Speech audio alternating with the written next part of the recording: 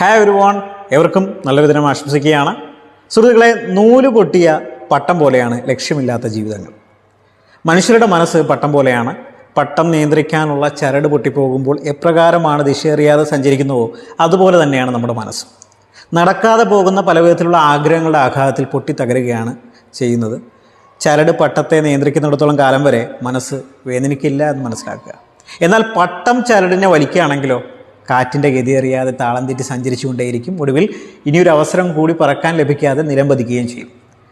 നമ്മൾ മനസ്സിലാക്കേണ്ടത്, നിസ്സാരമെന്ന് കരുതി നിങ്ങൾ കൊടുത്ത ഒരു പുഞ്ചിരിയിലോ ഒരു നല്ല വാക്കിലോ നിങ്ങൾ എവിടെയോ ഓർമ്മിക്കപ്പെടുന്നുണ്ടാകും. അതുപോലെ തന്നെയാണ് ചില അവസരങ്ങളിൽ മറ്റുള്ളവർ ചെയ്യുന്ന പ്രവൃത്തികൾ മൂലം നമ്മുടെ മനസ്സ് വേദനിക്കുന്നതും ചഞ്ചലപ്പെടുന്നതും.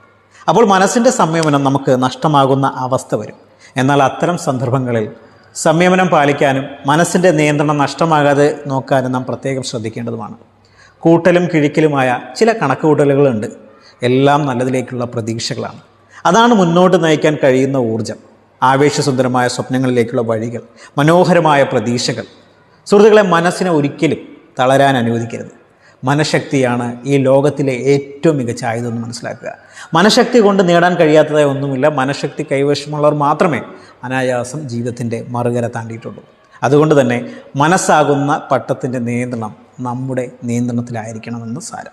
അല്ലാത്ത പക്ഷം താളം തെറ്റി നൂല് പൊട്ടിയ പട്ടം പോലെ നിയന്ത്രണമില്ലാതെ അലയുകയും ലക്ഷ്യസ്ഥാനത്ത് എത്തിപ്പെടാൻ കഴിയാതിരിക്കുകയും ചെയ്യും. ലക്ഷ്യമുണ്ടാകണം. ലക്ഷ്യമാണ് നമ്മുടെ ലൈഫിനെ മുന്നോട്ട് നയിക്കുന്നത്. Thank you.